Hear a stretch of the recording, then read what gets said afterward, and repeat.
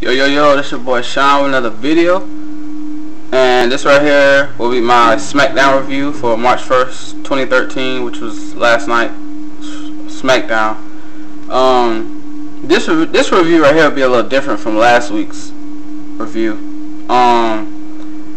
because yesterday I was a little busy, and then come to find out that somebody had switched my recording on the TV, so then I had to go back, and then the TV was acting up, so Smackdown didn't get recorded, so I had to go through some information this morning to put this review together. But anyway, all my information I got is correct, so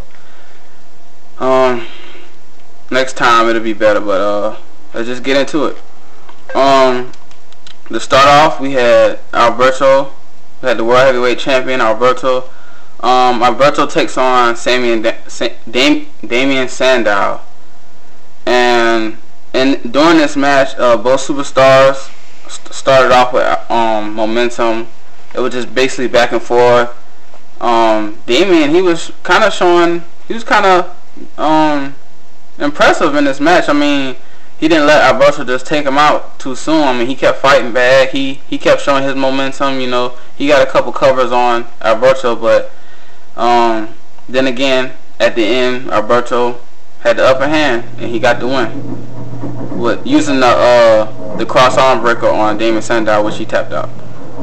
Next, you had the Miz versus United States Champion Antonio Cesaro in a 2 out of 3 falls match, and whoever wins get the belt. Antonio had the first fall, then Miz had the second fall over the commercial break. But yeah, this match, basically both superstars have momentum. We know Miz and Antonio's past history, as far as them two going at each other.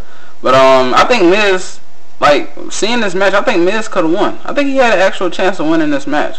But to get, the third fall was Antonio Cesaro got it. Because basically, I mean, a win is a win, but at the same time, Cesaro was holding Miz's tights. But at the same time, I really think Miz could have got the belt. And looking at the matches and going over the history, I see Miz getting the United States Champion one way or another in the future. So to see how that goes.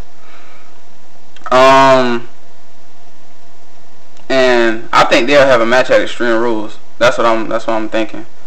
Then you had Big Show versus Randy Orton, which was the main event. Big Show basically had the momentum through the whole match, and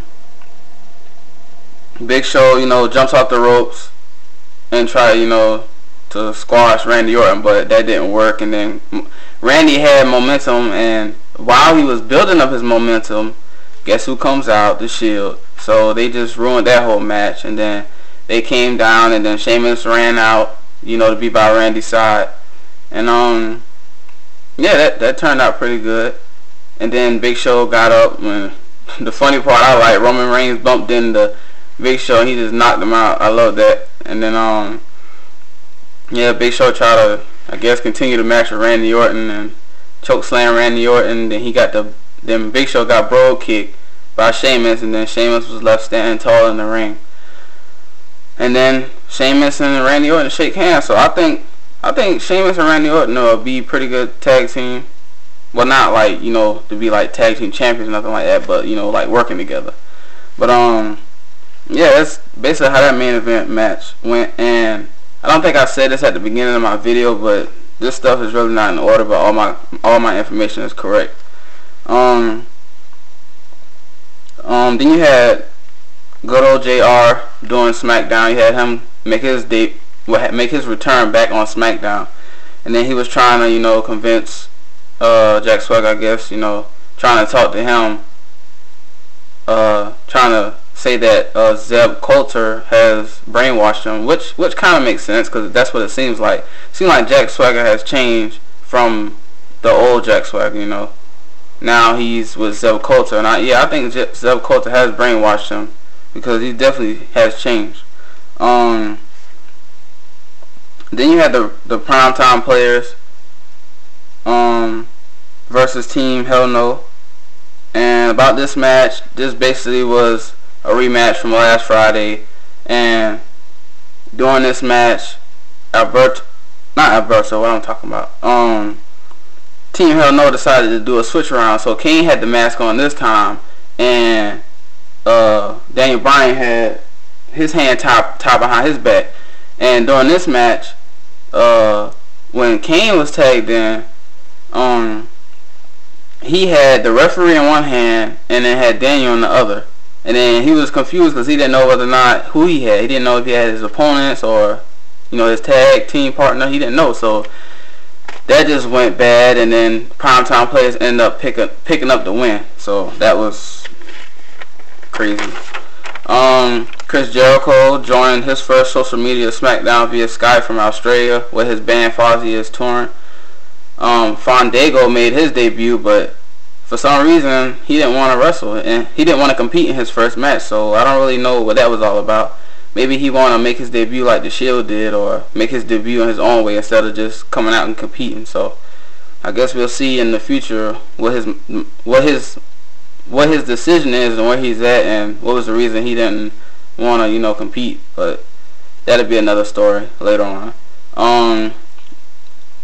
Lastly on my list, I have the results from the social media poll reveal that Dolph Ziggler will face Alberto one-on-one next week on SmackDown. So that should be a pretty good match. And knowing Dolph, if he's smart, then, well, not really if he's smart, but what he'll probably try to do is try to get Alberto beat up, and then use Big E Langston to get Alberto, then try to cash his money in the bank. So I kind of see that happening. That's my kind of predictions for that match for next week. But